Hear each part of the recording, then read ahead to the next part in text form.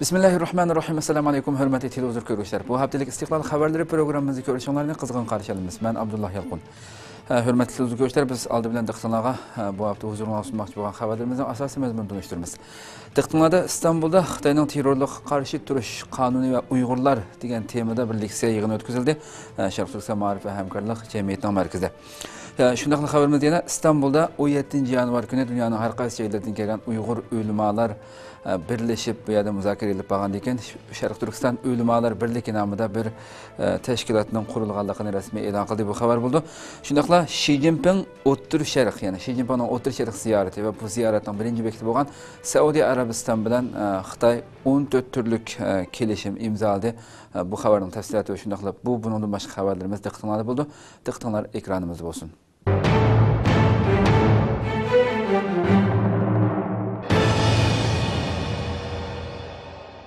İstanbul'da Xitoyning terrorlikqa qarshi turish qonuni va Uyg'urlar degan temada yig'in ochildi.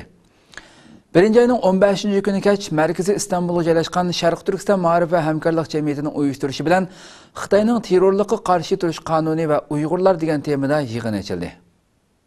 1-oyning 15-kuni kech markaziy Istanbulga joylashgan Sharq Turkiston ma'rif va hamkorlik jamiyatining uyushtirishi bilan jamiyat yig'in zalida Xitoyning terrorlikqa qarshi turish qonuni va Uyg'urlar degan temada yig'in ochildi. Yig'inda Turkiya Hacettepe Üniversitesining o'qituvchisi, shuningdek strategiya mutaxassisi doktor Erkin Akram Xitoyning terrorlikqa qarshi turish qonuni va Uyg'urlar degan temada leksiya so'zildi. Leksiya oxirida musulmonlarning, jumladan Uyg'ur musulmonlarining ibodatlarini ado qilish bilan birga tafakkurni birlashtirishining intayin muhim ekanligi, buning ham Qur'onning, dinimizning talabi ekanligini ta'kidlab o'tib, yangi fikr yaratish ham harakatlarimizni shu fikr asosida elib berishning naqadar muhim va ahamiyatli ekanligi haqida ko'z qarashlarini bayon qildi.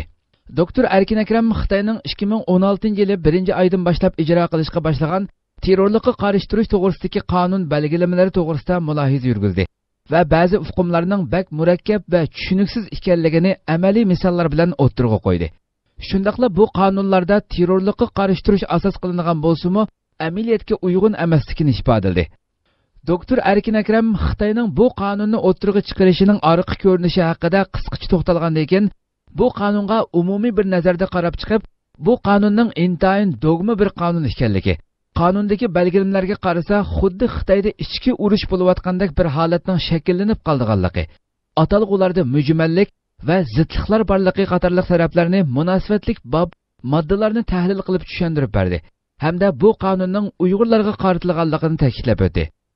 Doktor Erkin Akram so'zda yana Xitoy bilan Uyg'urlarning iqtisodiy, siyosiy, harbiy sohalarda tang kelolmaydiganligini, ammo aqlni ishlatib fikr tafakkur qilganda aqliy jihatdan ularni yengishga bo'lganligini, shuning uchun aqlni ko'plab ishlatib tafakkur qilish kerakligini, fikr tafakkur qilganda fitna terish, g'ayvat qilish, yolg'on so'zlash qatorliq nurg'un nachar illatlardan uzoqlashib, inson o'zidagi kamchiliklarni tuzishga turtki bo'lganligini, shuna qilganda oradagi ittifoqsizlikning oldini olg'ili bo'lganligini, shuning bilan muvaffaqiyat qozonish uchun yo'l ochilganligini o'ttirg'a qo'ydi. Yig'inga Istanbuldagi Uyg'urlardan boshqa yana Saudiya Arabiston, Avstraliya, Qozog'iston, Shvetsiya qatorliq dunyoning har qaysi joylaridan kelgan diniy olimlarmi ishtirok qildi. 2 soat davom qilgan yig'inda yana Avstraliyadan kelgan diniy olim Abdusalom Abdug'ani apandi va Saudiya Arabistondan kelgan tadqiqotchi jurnalist Sirojiddin Azizi apandilar fikr bayon qilib, bu yig'ilishning ahamiyati to'g'risida to'xtaldi. Ular Uyg'ur musulmonlari masalalarini hal qilish uchun aqlni ishlatib, fikr tafakkur qilganda nurg'un masalalarni hal qila oladiganligini, islom dinining fikr tafakkur qilishga ahamiyat beradiganligini bayon qildi. Diniy olim doktor Abdusalom islom dinining fikr tafakkur qilishga ahamiyat beradiganligini bayon qilib, mundaq dedi.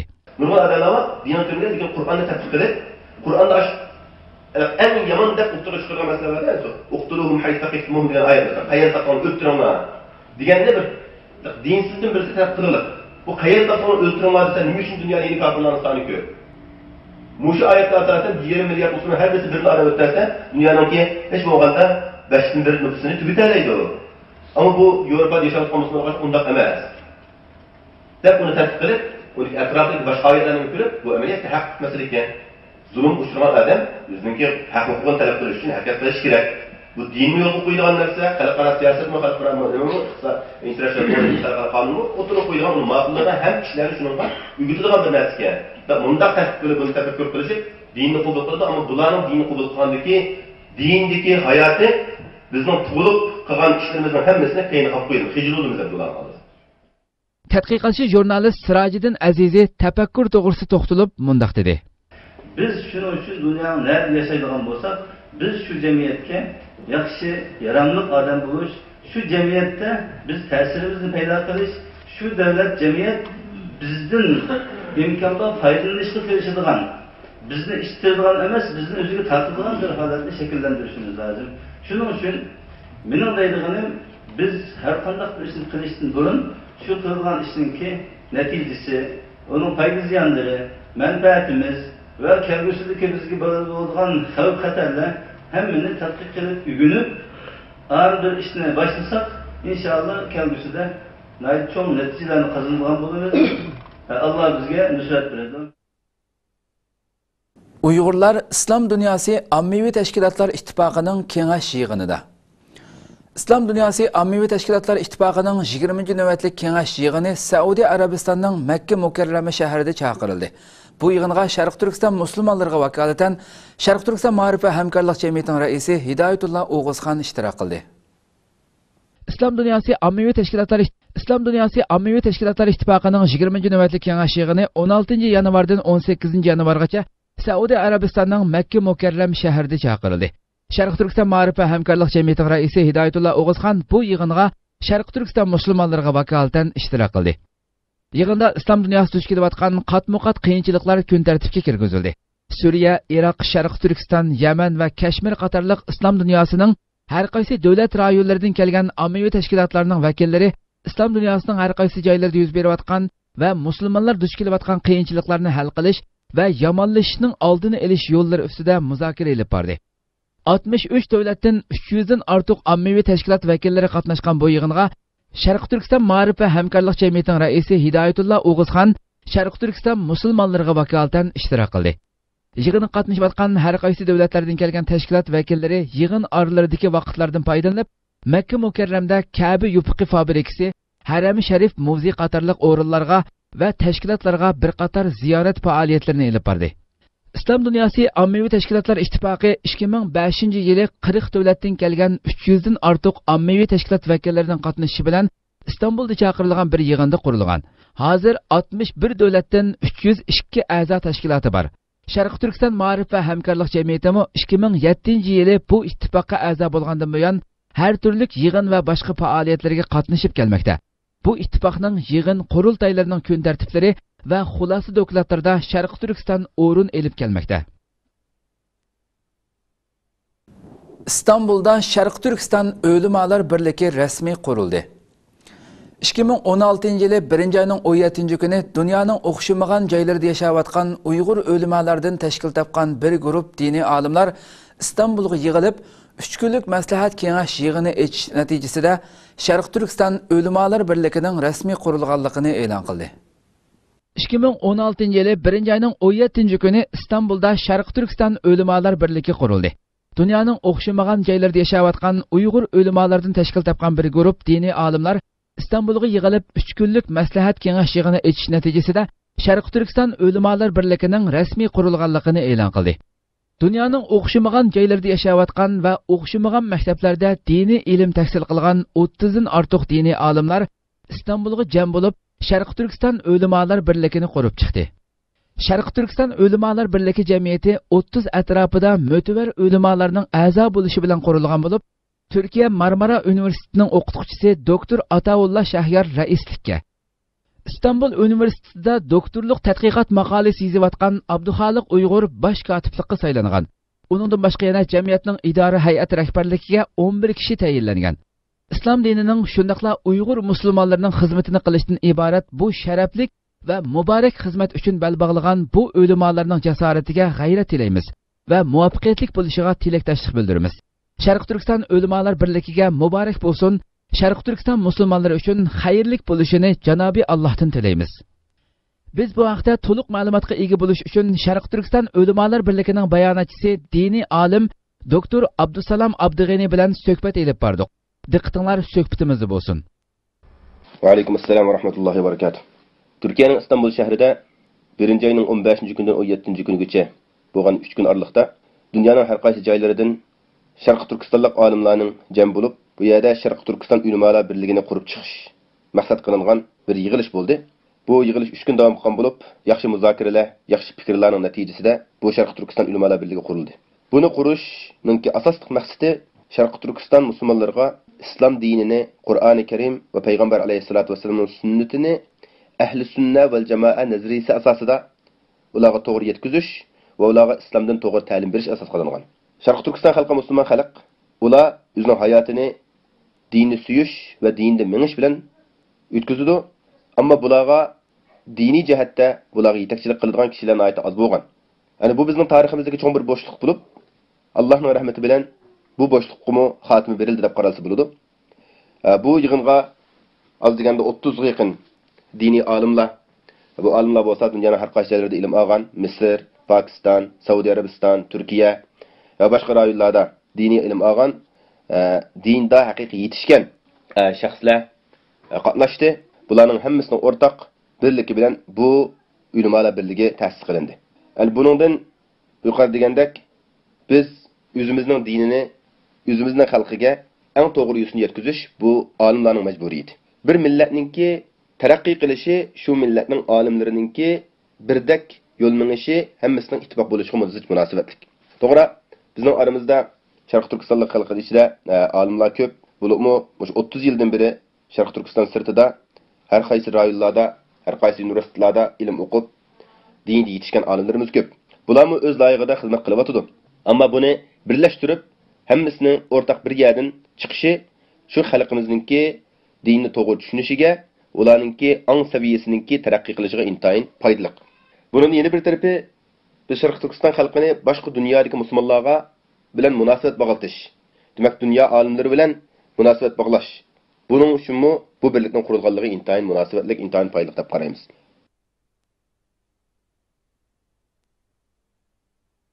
Türkiye'nin Konya şehrida Sharq Turkiston tunuşturuldu. 15-16 yanvar günleri Türkiye'nin Konya şehrida ayrım halda leksiya yığını ve televiziya ekranı arkalık Sharq Turkiston meselesi Konyalıklarga tunuşturuldu. 15-16 yanvar günleri Türkiye'nin Konya şehrida ayrım halda leksiya yığını ve televiziya ekranı arkalık Sharq Turkiston meselesi kun tartibga keltirildi. İrfan Ma'rif Hamkorlik va Do'stlik jamiyatining to'rbetida xabar qilinishicha, Dünya Uyg'ur qurultiyining muavin raisi Seytum Turk mazkur jamiyatning taklifi bilan 16 yanvar shanba kuni kech Maram rayonlik hukumati Konavi madaniyat markazida o'tkazilgan yig'inda Sharq Turkiston haqida umumiy ma'lumot bergan. U turklarning ona yurti bo'lgan Xitoy ishg'oli ostidagi Sharq Turkistonning o'tmishi va hozirgi ichinishlik vaziyatini tunishtirgan. Konyaliklarning bu yig'inga bo'lgan qiziqishi yuqori bo'lgan. Jamiyat raisi Ali Gökmen butkul Türk dunyosi, jumladan islom dunyosini Sharq Turkistonlik qarindoshlarimizning faryodlariga quloq solishga taklif qilaman degan temada ichilish nutqi so'zlagan. Seytum Turk 15 yanvar Konyaning Kon TV kanalining ana xabar programmasida Sharq Turkistonni tunishtirgan.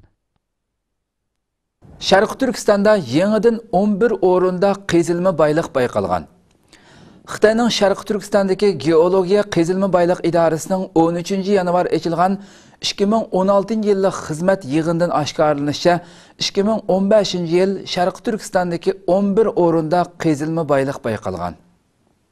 Xitoyning Sharq Turkistondagi geologiya qazilma boylik idorasining 13 yanvar ochilgan 2016 yillik xizmat yig'inidan egallanishicha 2015 yili Sharq Turkistonda 11 o'rindan qazilma boylik bayqalgan. Buning ikkisini echib ta'minlashga bo'ladi ekan.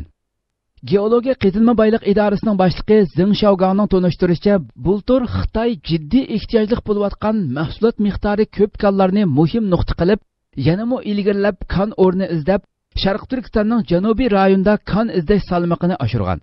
Odatdan tashqari yangi qazilma boylik manbasi doirasini aktiv tekshirib, 1 milliard 448 million yuan mablag'ni qo'lga keltirib, geologiyalik tekshirish turidan 384 ni huddiga elib, burg'ulash qidirish cho'nqurligini 321 ming metrga yetkazgan. 2015 yili Sharq Turkistondagi metal va metalli o't qazilma boyligini tekshirish kuchaytirilgan bo'lib, Narat altın kan belbegideki çatir asöv altın keni, kuyuk bulut qoğuşun senik keni, qarı davan qoğuşun senik keni qatarlıq kallarının eçilişi dairesini kengaytib kölemleştirgen.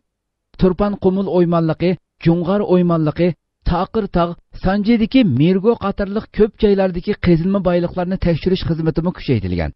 Egalanishcha Xitoyning 2011-yil yo'l qo'ygan 12-5 yillik planidan buyon Sharq Turkistonda yangidan 74 qazilma bayliq o'rni bayqalgan. Afsuski Sharq Turkistondagi bayliqlarga bo'lgan ehtiyoj oshgan sari Xitoyning Uyg'urlarga bo'lgan bostirishi kuchaymoqda. Uyg'ur faoliyatchilar Xitoy qaziyotgan bu bayliqlardan va atalmış taraqqiyotdan Uyg'urlarning qilchi nafga erisholmayotganligini ta'kidlab kelmoqda. İlham To'xti haqida Xitoy raisiga uchiq xat. Dünya ilim sohasidagi 400 kishi Xitoy davlat raisiga Ilham To'xtini qo'yib berishini talab qilib uchiq xat yozgan. Dünya ilim sohasidagi 400 kishi Xitoy davlat raisiga Ilham To'xtini qo'yib berishini talab qilib uchiq xat yozgan. Dunyoning har qaysi joylaridagi nopuzliq universitet va tadqiqot o'rinlaridan kelgan ilim sohasidagi 400 kishi birlikda Xitoy davlat raisi Xi Jinpingga uchiq xat yozib, vijdon mahbusi Ilham To'xtini qo'yib berishini talab qilgan. Xalqaro kechirim tashkiloti so'rining 15-yanvar xabar qilishicha, Harvard, Oxford, Hong Kong universiteti qatorliq danglik universitetlar va xalqaro tadqiqot o'rinlaridan kelgan 400 ilm odami Xitoy davlat raisi Xi Jinpingdan Ilham To'xtini qo'yib berishini talab qilgan. Ilham To'xti 2014-yili 15-yanvar Beijingdagi uydan tutib ketilgan va 2014-yili 23-sentabr bo'lgunchilik bilan ayblanib muddatsiz qamoq jazosiga hukm qilingan. Bu uchiq xat u tutib ketilganligining 2 yilligida yozilgan. Uchiq xatda Ilham To'xtining Xitoyning qonunlari bo'yicha tinch yo'l bilan Xitoyning milliy siyosatlariga norozilik bildirganligi, uning o'z ideyasini butunlay so'z erkinligi doirasi ichida ifodalaganligi ta'kidlangan hamda uning darhol va shartsiz qo'yib berilishi talab qilingan.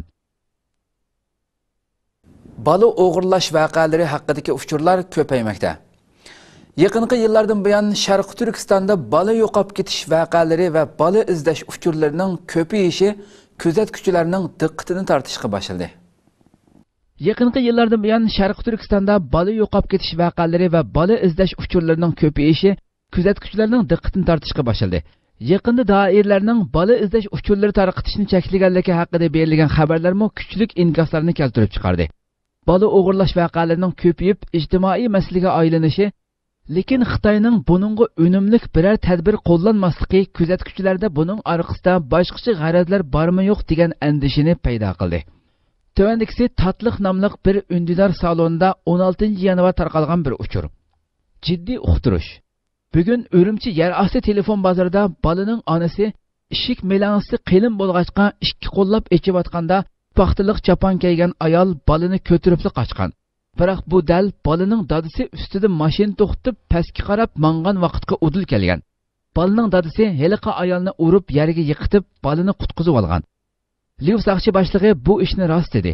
Ko'pchilik diqqat. Bolalaringlarga obdan qaranglar. Shixanziga sirtdan 50 dan ortiq odam kelgan. Urumchida 20 dan ortiq bola yo'qolib ketdi. Buning ichida 7 bolaning ich a'zolari o'g'irlandi.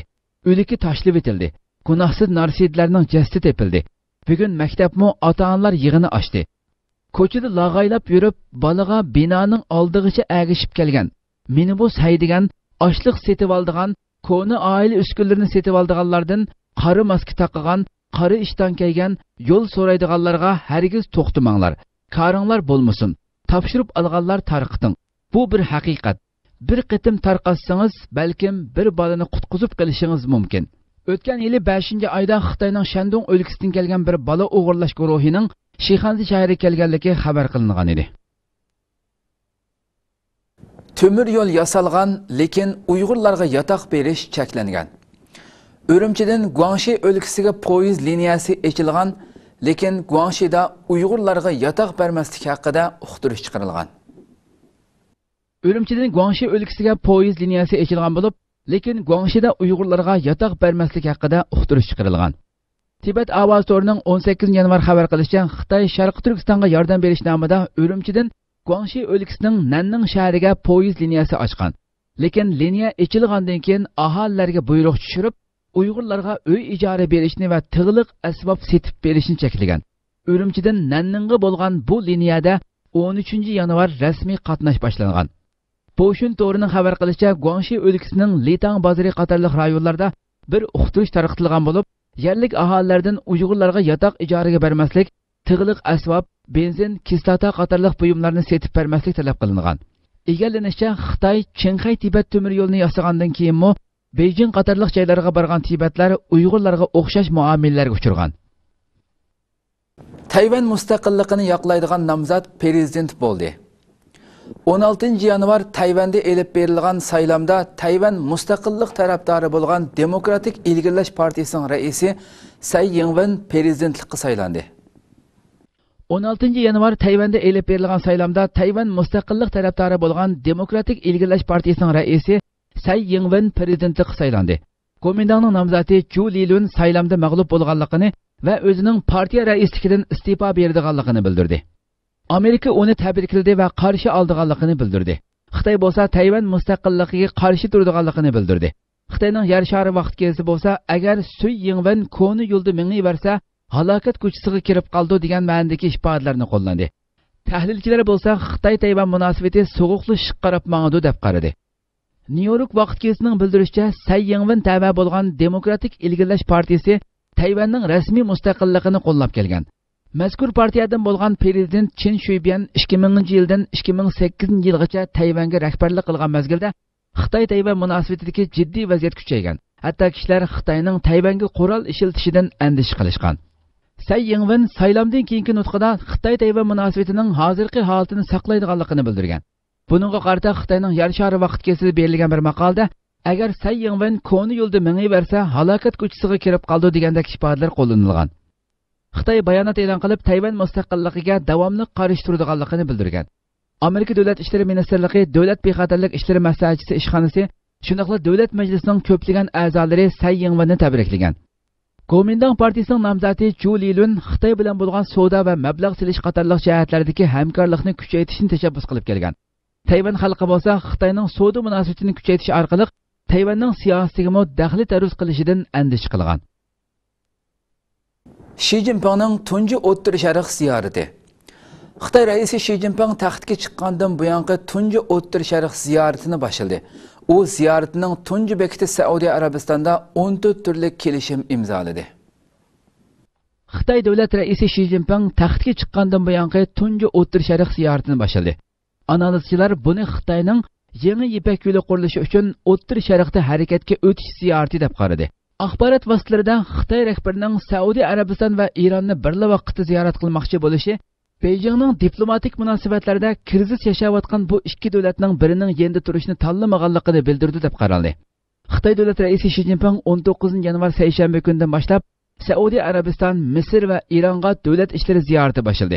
Tunji ziyoratini Saudiya Arabistondan boshlagan Xi Jinping Riyozdagi uchrashuvlarning orqasidan Misrga boradi.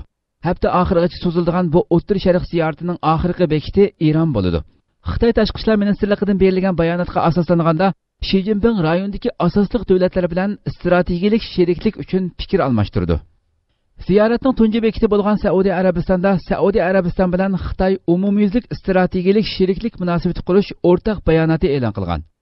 Saudiya Arabistonning neft magnati bo'lgan Saudi Aramco bilan Xitoy neft shirkati seshanba kuni strategik hamkorlik ramkasi kelishimi imzolagan. Saudiya Arabiston Xitoy bilan 14 turli kelishim va memorandum imzolagan bo'lib, yuqorqi kelishim shularning biri ekan. Bu kelishimlar siyosiy, xavfsizlik, energiya, madaniyat qatorliq nurg'un sohalarga chetilgan. Ikki davlat orasida imzolangan kelishimlarning ba'zilari tuvandikicha. Sun'iy amra yo'l boshlash sistemasi sohasidagi hamkorlik, ilm va texnika sohasidagi hamkorlik, terrorizmga qarshi kurashga aloqador kengash elib boradigan bir mexanizm qurilishi, sanoat jihatidagi hamkorlik, qayta ishlab chiqarishga bo'ladigan energiya sohasidagi hamkorlik, yuksak issiqlikka ega bo'lgan va gaz bilan sovutiladigan bir yadro reaktivi qurilishi uchun tushuncha memorandumi, Xitoyning arab davlatlaridan neft eksportini oshiradiganligi va yangi Ipak yo'li qurilishi ziyoratdagi diqqat tortgan nuqtalardan bo'ldi. Iran Xitoy bilan hamkorlashadiganligini bildirdi. İran Xitoy bilan hamkorlashib ikki yadro elektr stansiyasi qurishni planlayotganligini bildirdi. Xalqaro atom energiyasi organi Iranning yadro kelishimini ijro qilganligini bildirgandan keyin Amerika va Yevropa Ironga bo'lgan iqtisodiy embargolarni amaldan qoldirishni qaror qildi. İran xalqarалық hamkorlik qanot yaydirganligini, bo'libmi Xitoy bilan yadro elektr stansiyasi qurish hamkorligini taraqqiy qildirganligini bildirdi. İran atom energiyasi organining boshlig'i Ali Akbar Salihi seshanba kuni Iranning Xitoy bilan hamkorlashib ikki yadro elektr stansiyasi qurganligini bildirdi. Uning aytishicha, Iran prezidenti Hasan Rohani hafta oxirida Xitoy davlat raisi Shi Jinping bilan uchrashish olib bordi ekan. Uchrashishda ikki davlat rahbarlari konkret masalalar ustida kengash olib bordi ekan. Uning bildirishicha, Xitoy va Rossiyadan boshqa yana Yevropa davlatlari, shundaqla Yaponiya va Koreyami bu xil hamkorlikni qanot yaydirishga qiziqadi ekan. İran prezidenti Hasan Rohani Xitoyning Ironda alohida muomalaga erishadiganligini bildirgan. U yana eng qiyin vaqtda o'zi bilan bir tarafda turgan do'stini mangu unutib qolmaydiganligini, shuning uchun Xitoyning Ironga texmo keng strategik ahamiyati borligini, tekrarda ko'rishganda ikki taraf munosabatini texmo kengaytirganligini aytgan. Xitoy iqtisodining o'sishi 25 yildan buyongi eng to'van nuqtaga tushdi.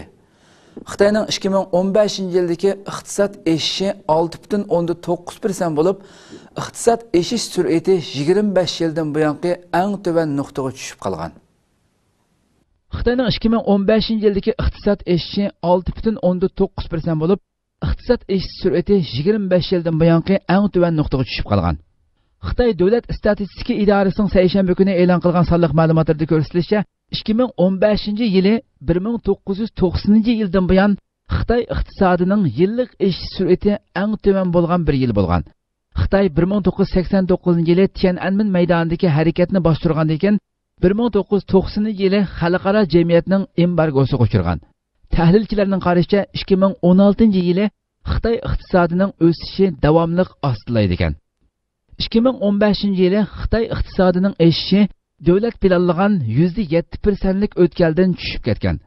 Xitoy navbatda iqtisodini mablag' va eksportga tayinishdan ichki ehtiyoj orqali qo'zg'atiladigan iqtisodga aylantirish uchun tirishmoqda. Xitoyning chet elliklarga tutgan muomalasi andish qo'zg'amoqda. Yevropa ittifoqi elchisi Xitoyning chet elliklarga tutgan muomalasidan andish qilayotganligini bildirdi. Yevropa ittifoqining Xitoyda turishliq alohida elchisi Shivey yaqinda yuz bergan Xitoydagi so'z erkinligi va kishilik huquqni tashabbus qilgan Yevropa ittifoqiga a'zo davlatlarning fuqarolarining yo'qolib ketishi, chegaradan qo'g'lab chiqarilishi va qo'lga elinishiga o'xshash bir qator masalalarga qarata aniqki biz bu masalalarning hammasidan chunqur andish qilyapmiz. Buning chet elliklarning Xitoyda uchraydigan muomalasining yangi holatiga vakillik qilmasligini umid qilamiz. Lekin biz haqiqatan kishini andishiga soladigan bir xil yuzinishni ko'ryapmiz degan. Seshanba kuni Xitoyning Xinhua to'ri shvetsiyalik Peter Dalenning davlat bexatarligiga ziyon yetkazish faoliyatlari bilan shug'ullanish jinoyatiga chetishlik bo'lganligi sababli jinoiy ishlar bo'yicha zo'rlash tadbirlari qo'llanilganligini xabar qilgan. Xitoy markaziy televiziya kanali bo'lsa, uning jinoyatini iqror qilganligi haqida film tarqatgan. Chet el matbuotlari Xitoyning doim qo'lga elinganlarning iqror qilgan ko'rinishini e'lon qilganligiga diqqat qilgan. Ham sin ko'rinishida Dalenning o'zi xohlab iqror qilganmi yoki majburlanganmi buning dalillanmaganligini eskartgan. 35 yoshli Peter Dalen Xitoy kishilik huquqni qo'g'dash jiddiy yordam guruhi deb atiladigan bir hukumatsiz tashkilotning a'zosi bo'lib, 3 yanvar Beijingdan Tailandga manganda Beijing aerodromida tutib ketilgan. Xitoy uni davlat bexatarligiga ziyonkashlik qilish bilan ayblagan. U tava bo'lgan tashkilot bo'lsa, Xitoyning ayblashlarini bema'nilik deb atagan. Peter Dalen yaqinda Xitoyda qamab qo'yilgan ikkinchi shvetsiyalik bo'lib, bundan burun Hong Kongdagi Xitoyga qarshi kitoblarni nashr qiladigan bir kitobxonning Shvetsiya tavalligidagi xo'jayini Guy Minhay qo'lga olingan. 17 yanvar uning jinoyatini to'niganlik ko'rinishi e'lon qilingan. Ba'zi analizchilar Xitoyning chet ellik faoliyatchilarini qo'lga olishini Xitoyning hukumatsiz tashkilotlarini bostirish bilan bog'lab tahlil qilgan. Fransiya axborot agentligining bu vaqtdagi xabarda aytilishicha, Xitoy davlat axborot vositalari doim gumondorlarning atalmish pushaymon qilgan ko'rinishlarini e'lon qildi ekan. Lekin bir qism advokatlarning bildirishicha, bu atalmish pushaymon qilish bayonlari doim majburlanish ostida aytildi ekan. Xitoyning markaziy televiziya kanali va Sharq Turkistondagi axborot vositalari o'tgan bir yilda nurg'un Uyg'urlarning atalmış pushaymon qilganlik sin ko'rinishlarini tarqatgan edi.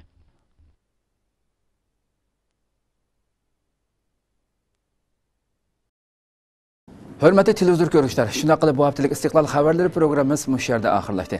Kelər qatımqı proqramımızı görüşküsə sizlərni Cənab-ı Allah tapşırımız. Assalamu aleykum və rahmetullahi teala və barakatuhu.